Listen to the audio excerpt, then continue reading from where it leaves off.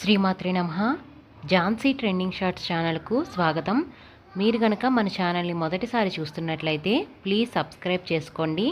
మరిన్ని devotional stories కోసం మన ఛానల్ని అందరికీ షేర్ చేయడం మర్చిపోవద్దు. ఈ వీడియో గనక మీకు నచ్చినట్లయితే ప్లీజ్ ఒక లైక్ అయితే ఇవ్వండి.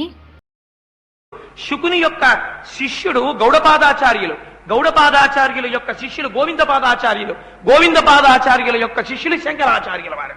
ఆ పరంపర విన్నంత మాత్రం చేత మీ పాప రాశి దగ్ధమైపోతుంది. ఎందుకనంటే వాళ్ళందరూ అగ్నిహోత్రాలు ఒక్కొక్కళ్ళు. వ్యాసుడంటే వేద విభాగం చేసిన వాడు. ఎటువంటి వారి కొడుకు? పరాశర మహర్షి యొక్క కుమారుడు. ఆయనకి భగవంతుని యొక్క అంశ.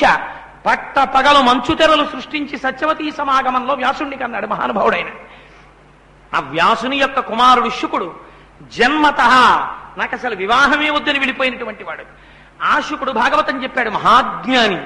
ఆ శుక మహర్షి యొక్క శిష్యుడు గౌడపాదాచార్యుల వారు, వార్తికాలు రాశారు ఆయన. ఆ గౌడపాదాచార్యుల వారి యొక్క శిష్యులు గోవిందపాదాచార్యుల వారు. మహానుభావ, నువ్వు గొప్ప మహాజ్ఞానివి. నువ్వు సూర్యమండలం ఎలా ఉంటుందో అటువంటి తేజోమూర్తివి. నువ్వు గుహలో కూర్చుని తపస్సు చేస్తున్నావు. నేను శిష్యుడనై నీ పాదముల యొక్క దర్శనము చేద్దామని ఆర్తితో బయట నిలబడి ఉన్నాను. గురుదేవా, మీ నేత్రములను తెరిచి నా వంక ప్రసన్న దృక్కులతో చూసి నన్ను తరింపచేయవలసినది అని ప్రార్థన చేశారు. ప్రార్థన చేస్తే గౌడపాదాచార్యుల గోవిందపాదాచార్యుల వారు చేసినటువంటి గమ్మత్తు ఏమిటో తెలుసా అండి? దర్శనం ఇవ్వలేదుట. గోవిందపాదాచార్యుల వారి యొక్క పాదములు రెండింటినీ గుహ యొక్క కన్నము దగ్గర పెట్టారట. పెడితే పాదములు చూసినంత మాత్రంలో పొంగిపోయారట శంకరాచార్యుల వారు.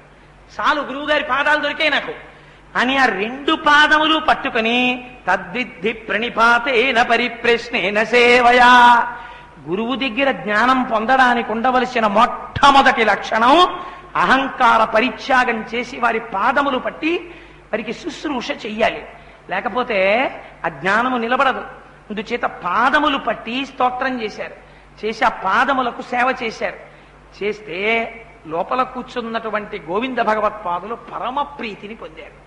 పొంది కన్నులు విప్పి శంకరుల వంక చూశారు. చూసి కస్త్వం అని అడిగారు. ఎవరు నువ్వు అని అడిగారు. అడిగితే ఇప్పుడు ఏం చెప్పాలి శంకరాచార్యులు వారు? యథార్థంగా ఇంకొకరైతే ఏం చెప్తారు? వెంటనే కుడి చెవి ఇచ్చేయి పైనేసి రెండు చెవులు పట్టుకుని ఏదో ఆ ప్రవరంతా చెప్పి అహంభో అభివాదయే, నేను నమస్కరించుచున్నాను అన్నది. శంకరాచార్యుల వారు గోవిందపాదాచార్యుల వారితో ఏమని చెప్పారో తెలుసా అండి?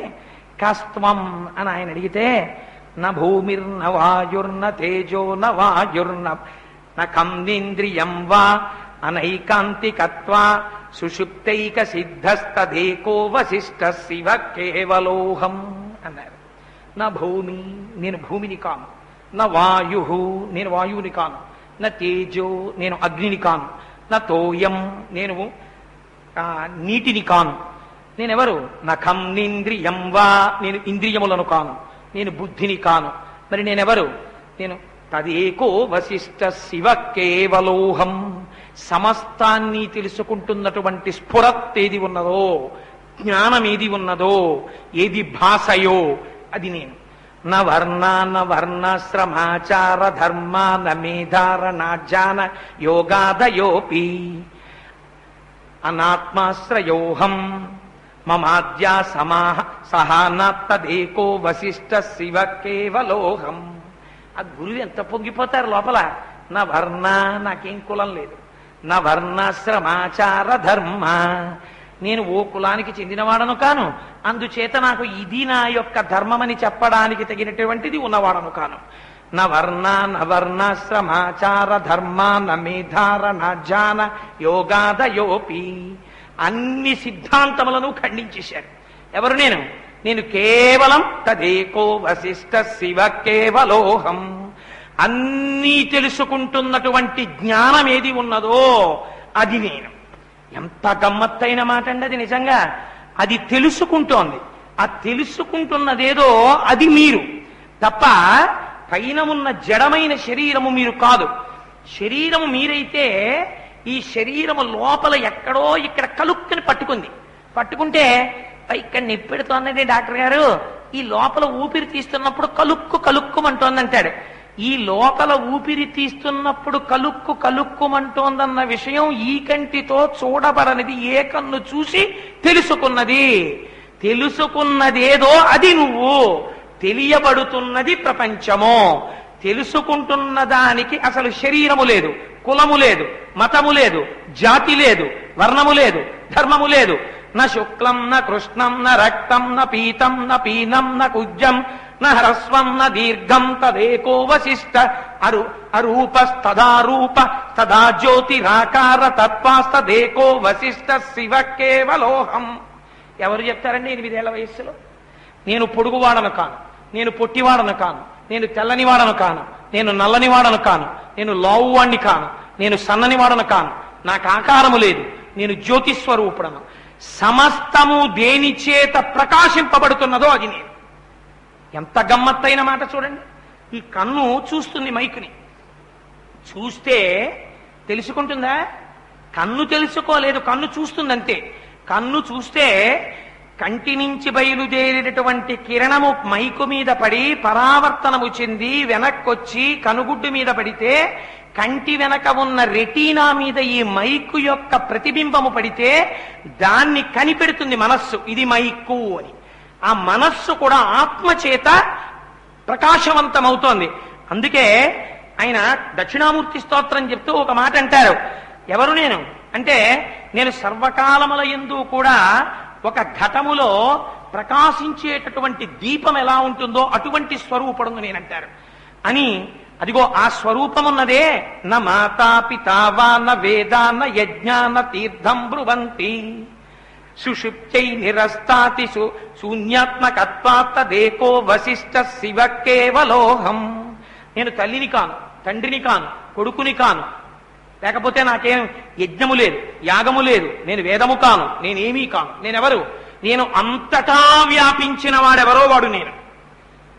ఈ మాటలు విని గోవిందపాదాచార్యుల వారు తెల్లబోయారట. అమ్మ బాబోయ్, ఇంత జ్ఞానం సంపాదించిన వాడు వీడు నాకు శిష్యుడా? ఏ శిష్యుడు ఏ గురువు ముందు ఇలా చెప్పాడండి 8 ఏళ్ల వయస్సులో? శంకర భగవత్పాదులు ఒక్కరే చెప్పారు. దశశ్లోకి అంటారు దీన్ని. పొంగిపోయారట గోవిందపాదాచార్యుల వారు లోపల నుంచి. అంటే నీకు బ్రహ్మోపదేశం చేస్తున్నానన్నారు. బ్రహ్మోపదేశం అంటే ఏంటి? గాయత్రీ మంత్రం చెప్తే బ్రహ్మోపదేశమే. ఎప్పుడు? ఉపనయన సమయంలో. సన్యాసిగా ఆయనకి చేసినటువంటి బ్రహ్మోపదేశం వేదంలో ఉండేటటువంటి జ్ఞానకాండకి సంబంధించి 4 వేదములకు ఉన్నటువంటి 4 ఉపనిషత్తుల్లోంచి, ఐతరేయ ఉపనిషత్తు, బృహదారణ్యకోపనిషత్తు, ఛాంద్యోగ్యోపనిషత్తు, ఆ తర్వాత మాండూక్యోపనిషత్తు, 4 ఉపనిషత్తుల్లో ఉండేటటువంటి 4 విశేషమైనటువంటి అర్థమును ప్రతిపాదన చేసేటటువంటి వాటిని మహావాక్యాలంటారు. తత్వమసి, అయమాత్మ బ్రహ్మ, ఇట్లాంటి 4 మహావాక్యములను బ్రహ్మోపదేశం చేశారు. ఆ బ్రహ్మోపదేశం చేస్తే ఏమవుతుంది? గురుముఖత వింటే అంతటా వ్యాపించినటువంటి పదార్థమేదో అది దర్శనమవుతుంది. ఈ కంటితో చూసేటటువంటి వస్తువుకి అధిష్టానమేదో, దేని యందు ఇది నిలబడినదో, ఏది సత్యమో తెలుస్తుంది. ఇది తెలియగానే బ్రహ్మోపదేశం చేసి కాషాయ వస్త్రాల్ని బహూకరించారు. ఆనాడు శంకరులు కాషాయ వస్త్రం కట్టుకున్నారు. కట్టుకుంటే శంకర విజయంలో అంటారు, కైలాస పర్వతం మీద ఎర్రటి మబ్బు పడితే ఎలా ఉంటుందో అలా ఉన్నారట, మెరిసిపోతూ శంకరాచార్యుల వారు. 13వ తారీఖున కాషాయం పట్టుబట్ట కట్టుకుని చల్లటి శంకరులు కూర్చుని చేతిలో సత్యదండం పట్టుకుంటే ఆ రోజు చూతురు గాని మీరు ఆ రోజున సన్యాస దీక్ష పుచ్చుకున్న శంకరులు ఎలా ఉంటారో. ఆ రోజున పల్లకీలో శంకరాచార్యుల వారు ఊరేగింపుకు బయలుదేరుతారు. ఆ రోజున తెల్లటి పంచ కట్టుకుని మీద చొక్కా వేసుకున్న, ఓ ఉత్తరీయం వేసుకున్న ప్రతి మగవాడు కూడా ఆ రోజున పల్లకీ పట్టుకోవడానికి అనుమతింపబడతాడు. శంకరుల్ని భుజం మీద మోసేటటువంటి అదృష్టం ఆ రోజు అందరికీ ఇవ్వాలి శంకర జయంతి నాడు అని అద్భుతమైన టేకుతో పల్లకీ చేయించి శంకరాచార్యుల వారి యొక్క పంచలోహ ఉత్సవ మూర్తులను 30,000 రూపాయలు దగ్గరగా ఖర్చు చేసి సిద్ధం చేయించారు రెడ్డి గారు. ఇదంతా కాకినాడ పట్టణంలో ఊరేగింపు జరగాలి. కోటేశ్వరరావు అందరూ మొయ్యాలి.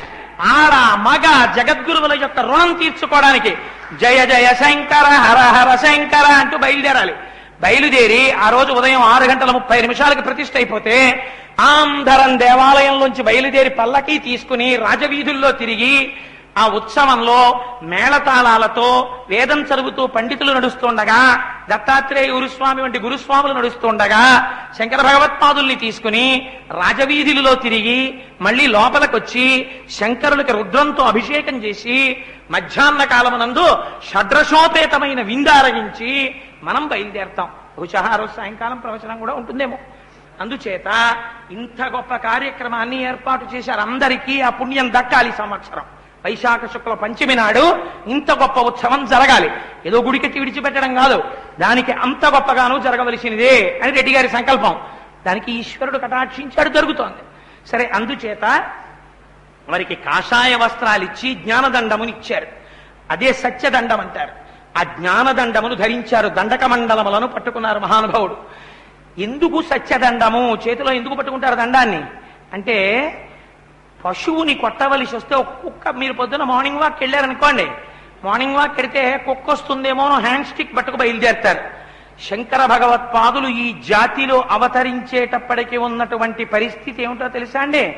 వేదంలో ఉన్నటువంటి మంత్రములకు, వేదములో ఉన్న సిద్ధాంతములకు ఎవడికి తోచిన భాష్యం వాడు చెప్పుకున్నాడు, ఎవడికి తోచిన పద్ధతి వాడు గొప్పని చెప్పుకున్నాడు. ఇన్నిటిని ఆయన ఒక్కరే ఖండించారు. శంకరులు లేనినాడు వేదము ప్రమాణముగా కలిగిన మన మతములకు ఆస్తిత్వమే లేదు. శంకరుని నిలబెట్టారు ఈ మతాన్ని మహానుభావుడు. అందుకని ఆ వేదము ప్రమాణము కాదన్నవాడిని, అద్వైతము సత్యము కాదన్నవాడిని తన వాదనాపటిమ చేత ఓడించి, జ్ఞానదండము చేత మోది, అద్వైతమును ఆవిష్కరించి, అద్వైత మతాన్ని సుస్థిరత్వము చేసి, అద్వైతము శంకరాచార్యుల వారు స్థాపించలేదు, జ్ఞానకాండలో ఉన్నదే వారు వ్యాప్తి చేశారంతే. భారతదేశపు 4 చెరువులా తిరిగి మళ్లీ వేద విరుద్ధమైనటువంటి వాదనలు ఈ భారతదేశంలో ప్రవేశించకూడదని తూర్పున జగన్నాథులో గోవర్ధన పీఠము, పడమర ద్వారకలో కాళికాపీఠము, ఉత్తరమున బదరికాశ్రమములో జ్యోతిపీఠము, దక్షిణమున శృంగగిరిలో శారదాపీఠము, 4 దిక్కులా 4 పీఠములు కాపు పెట్టారు. ఇప్పటికీ పరంపరాగతంగా పీఠములు అలా నడుస్తూనే ఉన్నాయి. ఎన్ని వేల సంవత్సరములు. ఆ శంకరుడే నడిచే దేవుడిగా కాళ్ళు చేతులతో మళ్ళీ మనం దర్శనం చేసుకోవడానికి వీలైన రూపంతో వచ్చాడు అంటారు చంద్రశేఖర పరమాచార్య స్వామిగా. ఎందరో నమ్మారు. ఆయన కూడా అటువంటి వారే మహానుభావుడు. చంద్రశేఖర పరమాచార్య స్వామి పేరు చెప్తే ఇలా వెంటనే నమస్కారం చేసేయవలసిందే. అటువంటి యతి పురుషుడు చంద్రశేఖర పరమాచార్య స్వామి. సరే, అందుచేత ఆ జ్ఞానదండాన్ని పట్టుకుని పరమహంస అని పిలవబడ్డారు. పరమహంస అని ఎందుకు పిలవడం అంటే, హంస ఆ పక్షికి ఒక్కదానికే ఒక లక్షణం ఉంటుంది. పాలని నీటిని కలిపి మీరు పాత్రలో అక్కడ పెడితే ఒక కాకి వేరు చేయలేదు, ఒక బాతు వేరు చేయలేదు, ఒక కోడి వేరు చేయలేదు. హంస మాత్రం పాలని త్రాగి నీటిని విడిచిపెట్టేస్తుంది. అలా విడిచిపెట్టగలిగినటువంటి లక్షణము ఒక్క హంసకి మాత్రమే ఉంది. జగత్తు నుంచి బ్రహ్మమును విడదీసి, బ్రహ్మమును దర్శనము చేసి, అశాశ్వతమైన జగత్తుని వైరాగ్య భావముతో తొలగితోయగలిగినటువంటి వాడు పరమహంస. శంకర భగవత్పాదులు పరమహంస పరివ్రాజకాచార్య. అందుకని బ్రహ్మజ్ఞానముతో బ్రహ్మమును గుర్తిరిగి భాష్యములిచ్చి లోకమును ఉద్ధరించారు కనుక వారిని పరమహంస అని పిలుస్తారు. పరమహంస పరివ్రాజకాచార్య జగద్గురు శ్రీ శ్రీ శ్రీ శంకరాచార్య అన్న పేరు ఆదిశంకరాచార్యుల వారిది మొట్టమొదట. అందుకని అంత మహాపురుషుడు శంకరుడు అంటే. అందుచేత వారు పరమహంసయ్యి జ్ఞానదండమును చేతబట్టుకుని వేద ప్రమాణమును నిలబెట్టారు. ఇప్పుడు మీరు చెప్పండి, శంకరాచార్యుల వారు లేని నాడు అసలు ఈ వేదము, ఈ గుళ్ళు, ఈ గోపురాలు, ఈ అర్చనలు, ఈ పూజలు ఉండి ఉండేవా? లేవు. శంకరులు ఉండబట్టి ఉన్నాయి. అటువంటి శంకరులకి ఇంత ఆలస్యంగానైనా గుడి రావడం మనం సంతోషించవలసిన విషయం. అది కాకినాడ నడిబొడ్డున త్రిపుర సుందరమ్మ వారి గుళ్ళో రావడం మరింత ఉదావహం. ఎందుకని సౌందర్యలహరిని ఇచ్చింది శంకరాచార్యుల వారు. శంకరుల ప్రతిష్ఠ జరిగిన నోడున నేను ఒక యథార్థం చెప్తున్నాను. బాలా త్రిపుర సుందరి అమ్మవారు, శంకరుడు పరవశించిపోతారు. ఎందుకని శంకరులు వచ్చిన నాడు ఈ దేవాలయమునకు పరిపూర్ణత ఏర్పడుతుంది. శంకరులంటే శంకరులే, మహానుభావుడు. ఆయన లేని నాడు సూర్యుడు లేని రోజు లాంటిదేది. ఆయన్ని అందుకే నమ శంకర భానవే అని పిలుస్తారు. సూర్యుడు శంకరుడు అంటే అంతటి మహానుభావుడు. అందుకని బయలుదేరి ఆయన దగ్గర ఆ గోవిందపాదాచార్యుల వారి దగ్గర శిష్యరికం చేసి బ్రహ్మోపదేశాన్ని పొంది ఆయనతో ఆయన దగ్గర విషయములను తెలుసుకున్న తరువాత శుశ్రూష చేసిన తరువాత వారికి ఏం తెలియాలి కనుక అన్నీ తెలుసున్నవారే. అప్పుడు ఒక మాట చెప్పారు, నాయనా చాలా కాలమైంది నువ్వు నా దగ్గరికి వచ్చి ఉన్నావు, నువ్వు ఎవరో నేనిప్పుడు గుర్తుపట్టాను అన్నారు గోవిందపాదాచార్యులు. ఎప్పుడన్నారో తెలుసా అండి ఈ మాట? నువ్వెవరో నేను గుర్తుపట్టాను అని. ఒకనాడు నర్మదా నదికి వరదలొచ్చాయి. వరదలొచ్చి చుట్టుపక్కల ఉన్న గ్రామాలన్నింటినీ కూడా నర్మద ముంచెత్తేస్తోంది. ముంచెత్తేస్తుంటే ప్రజలందరూ హోరు హోరు హోరు హోరును ఏడుస్తున్నారు. ఏడుస్తుంటే శంకరాచార్యుల వారు నర్మదా నది ఒడ్డుకెళ్ళి ఆ నర్మదిని స్తవం చేసి తన కమండలాన్ని మంత్రప్రోక్తంగా అందులో ముంచారు. బుడ బుడ బుడ బుడ బుడ బుడ శబ్దం వచ్చింది. ఆనాడు అగస్త్య మహర్షి సముద్రాన్ని తాగేసినట్టు ఆ కమండలం అలాగే ఉంది. బుడ బుడ బుడ బుడ బుడ బుడ బుడ బుడ చప్పుడు వస్తూనే ఉంది. నర్మద యొక్క వరద నీటినంతటినీ ఆ కమండలం తాగేసింది. తాగేసిన తర్వాత గోవిందపాదాచార్యుల వారి మిగిలిన శిష్యులు పరిగెత్తుకుంటూ వెళ్ళారు. అయ్యా ఆశ్చర్యం చూశారా? కొత్తగా వచ్చిన శిష్యుడు శంకరాచార్యుల వారు నర్మదా నది వరదలలో తన కమండలాన్ని ముంచారు. వరదలన్నీ కూడా కమండలంలోకి వెళ్ళిపోయాయి. వరద నీటిని తాగేసింది ఆయన మంత్రపూరితంగా అందులో ముంచితే. ఇది విని నాయనా నువ్వెవరో నేను గుర్తుపట్టాను. ఒకనాడు వ్యాస మహర్షి వేద విభాగం చేసిన తరువాత ఒక సదస్సు నిర్వహించారు. ఆ సదస్సుకి అప్పుడు నేను కూడా వెళ్ళాను. అప్పుడు చాలా చిన్నవాడను. వెళ్తే నేను వ్యాస భగవానుణ్ణి ఒక ప్రశ్న వేశాను. అయ్యా మహానుభావ, వేద విభాగం చేశారు, బ్రహ్మసూత్రములను రచించారు, కానీ కలియుగంలో ఉండేటటువంటి జీవుల యొక్క ఆయుర్దాయము బహుస్వల్పము. అందున వేదాధ్యయనము చేయగలిగినటువంటి అధికారము కొంతమందికే ఉంటుంది. అందున అన్ని వేదములను అందరూ నేర్చుకోలేరు. ఒక్క వేదము చదవడమే కష్టం. ఇంకా అసలు ఆ బ్రహ్మసూత్రాలని ఎవరు చదువుకుంటారు? ఎవరికి తెలుస్తుంది? అందుచేత బ్రహ్మసూత్రములకు భాష్యములనిచ్చి వాటి యొక్క నిజమైనటువంటి స్వరూపమేది, అసలు వేదము చేత ప్రతిపాదింపబడిన పరమ సత్యమైన సిద్ధాంతమేది అన్నది తెలిసేటట్టుగా భాష్యాన్ని మీరు ఇవ్వవలసింది అని అడిగారు గోవిందపాదాచార్యుల వారు వ్యాసుల వారిని. అడిగితే వ్యాసుడు నవ్వి అన్నారు, నీ కోరిక చాలా గొప్పదోయ్, కానీ అది నేను చెయ్యను. బ్రహ్మసూత్రములలో ఉండేటటువంటి సారమును గ్రహించి భాష్యములను రచించి పరమ సత్యమైన అద్వైత సిద్ధాంత వ్యాప్తి చేసేటటువంటి మహాపురుషుడు నీకు శిష్యుడిగా వస్తాడు. వాడు నీ శిష్యుడు అని ఎలా గుర్తుపడతావో తెలుసా? నర్మదా వరదలని తన కమండలంలో పట్టేస్తాడు. అలా ఎవరు పట్టాడో వాడే భాష్యములను ఇస్తాడన్నారు. నాయన వరదని కమండలంలో పట్టావు, ఇప్పుడు గుర్తుపట్టాను. బ్రహ్మసూత్రములకు భాష్యం ఇయ్యగలిగిన సమర్థుడవు నువ్వే. నువ్వు శంకరుడవు, నన్ను అనుగ్రహించి నాకు శిష్యుడవయ్యావు. అందుచేత ఆశీర్వచనం చేస్తున్నాను. విద్యలకు నిలయం కాశీపట్టణం. కాశీపట్టణం చేరుకుని కాశీపట్టణంలో నువ్వు కొంతకాలం అక్కడ వాసము చేసి గంగా స్నానము చేసి విశ్వేశ్వరారాధనము చేసి అమ్మవారిని సేవించి అద్వైత సిద్ధాంత ప్రచారమును ప్రారంభించమన్నారు. అద్వైతం అంటే ద్వైతం అంటే రెండు, అద్వైతం అంటే రెండు లేవు ఒకటే. రెండు లేవంటాం ఎందుకు? శంకరాచార్యులు వారు ఒక్కటంటే సరిపోదా? రెండు లేవన్నామనుకోండి, ఇంకోళ్ళు లేచి 3 ఉన్నాయంటాడు, ఇంకోళ్ళు లేచి 4 ఉన్నాయంటాడు. అందుకని శంకరులు అన్నారు రెండు కానిది అన్నారు. రెండు కానిది అంటే 3 కూడా కాందేగా, 4 కూడా కాందేగా, 5 కూడా కాందేగా. కాబట్టి ఎన్ని? ఒక్కటే. అద్వైతము అనగా ఉన్నది ఒక్కటే, రెండు కానిది, ఉన్నది ఒక్కటి. అది శంకరుల యొక్క సిద్ధాంతం. జ్ఞానకాండలో ఉన్నది, శంకరులు కనిపెట్టింది ఏం కాదు. ఆయన ప్రచారం చేశారు అద్వైతాన్ని. సరే, ఆ కాశీపట్టణంలో పండితుల యొక్క సభలలో అద్వైత ప్రచారాన్ని ప్రారంభం చేశారు.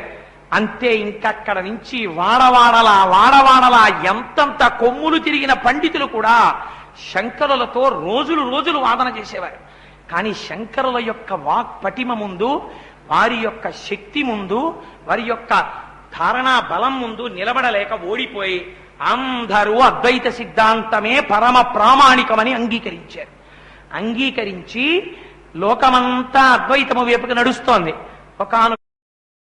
ఒకానొక నాడు గమ్మత్తుగా ఒకరోజు మధ్యాహ్నం వేళ శంకరాచార్యుల వారు గంగానదిలో స్నానం చేయడానికని బయలుదేరి త్రికాలములయందు స్నానం చేసి అనుష్ఠానం చేసేవారు శంకరాచార్యుల వారు. మధ్యాహ్నం వేళ నడిచి వెడుతుంటే గంగానది ఒడ్డుకి వెడుతుండగా గంగానది వైపు నుంచి ఈవలకి ఒక వ్యక్తి వస్తున్నాడు. 4 కుక్కలు వెంటబెట్టుకున్నాడు. బాగా కళ్ళు తాగినట్టున్నాడు. చూడడానికి వికారమైనటువంటి స్వరూపము, అంచెజుడిలా కనపడుతున్నాడు. తూలుతూ వస్తున్నాడు. వస్తుంటే శంకరులు అన్నారు, దూరముగా తొలగిపో అన్నారు. అంటే ఆ వ్యక్తి ఆగిపోయాడు. ఆగిపోయి ఆయన అన్నాడు, హవ్వా హవ్వా, ఎంత మాట! జగద్గురు అనిపించుకోవలసిన వాడి నోటి వెంట రావలసిన మాట ఇది అన్నాడు. ఇప్పుడు శంకరులు ఆశ్చర్యపోయారు. ఏమి అన్నారు. దేన్ని తొలగమంటావు? ఇది పంచభూతములతో చేయబడినది నిజమైతే నీ శరీరము పంచభూతములతోనే చేయబడినది. ఇది అన్నము తినడం చేత ఏర్పడిన అన్న వికారమైతే నీ శరీరము అన్నము తినడం చేత ఏర్పడిన అన్న వికారము. నీలో ఉన్నది ఆత్మ అయితే నాలో ఉన్నది ఆత్మ.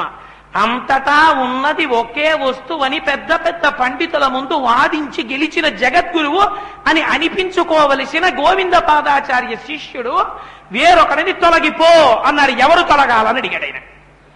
అడిగితే తెల్లబోయారు శంకర్. మనీషా పంచకం చేశారు. అప్పుడు అన్నారు, మహానుభావ, నువ్వు చెప్పిన సిద్ధాంతముతో ఈ క్షణము నేను అంగీకరిస్తున్నాను. నువ్వు సామాన్యుడవు కావు. నువ్వు చెప్పినది పరమ యథార్థం. ఇది శంకరాచార్యుల వారి వినయం. నువ్వు ఏది అది ఇది అన్న వికారం అన్నావో అది పరమ సత్యం. దీనిని ఇది చెప్పిన నిన్ను గురువుగా స్మరించి నమస్కరించుచున్నాను. అందులో ఉన్నది ఆత్మ, ఇందులో ఉన్నది ఆత్మ, ఉన్నది ఆత్మ ఒక్కటే అని చెప్పిన నీ మాట పరమ సత్యము. ఇది అంగీకరించి నమస్కరించుతున్నాను. కానీ నేను తొలగిపో అన్నది ఆత్మని కాదు, శరీరమును కాదు. శరీరమును ఆత్మ అని భ్రమించి ఇంద్రియ లౌల్యములో పడినటువంటి వ్యక్తి అని నిన్ను అనుకున్నాను. అనుకుని తొలగిపో అన్నాను. అజ్ఞానములో ఉన్నావనుకుని. ఇంత జ్ఞానివని నేను అనుకోలేదు, అందుకుని నీకు నమస్కరిస్తున్నాను అన్నారు. అనేటప్పటికీ మహానుభావుడు పరమశివుడు తన యొక్క దర్శనాన్ని ఇచ్చాడు. వచ్చినవాడు పరమశివుడు వచ్చాడు. అప్పుడు జీవబ్రహ్మైక్య సిద్ధి చేత అంతటా పరివ్యాప్తమైనటువంటి ఆత్మదర్శనము చేయగలిగినటువంటి స్థితిని నువ్వు పొందావు కనుక నువ్వు ఇక నుంచి బ్రహ్మసూత్రములకు భాష్యము రాయడం ప్రారంభం చేయమని చెప్పారు. అప్పుడు బ్రహ్మసూత్రాలకి భాష్యం రాయడానికి వారు ఎంచుకున్న ప్రదేశం ఏమిటో తెలుసా అండి? బదరీ వెళ్ళారు. ఇప్పటికీ మనం బదరీ వెడుతున్నాం అనుకోండి, మనకు ఒక మాట చెప్తారు, ఏమండి అక్కడ మంచు పడిపోతూ ఉంటుంది, పెద్ద పెద్ద మంచు శిలలు పడిపోతాయి, ఆక్సిజన్ తగ్గిపోతుంది, ఊపిరి అందదు, చాలా కష్టం, బస్సులు వెళ్ళవు అని. బదరీకి పరమ యథార్థమైనటువంటి ఒక రహస్యం ఉంది. వైరాగ్య సంపత్తి తగినంత లేని వాళ్లతో కలిసి బయలుదేరినా, లేదా ఒక్కడు వెడుతున్నప్పుడైనా వాడికి తగినంత వైరాగ్యము లేదని ఈశ్వరుడు భావించినా బదరీలోకి రానివ్వడు.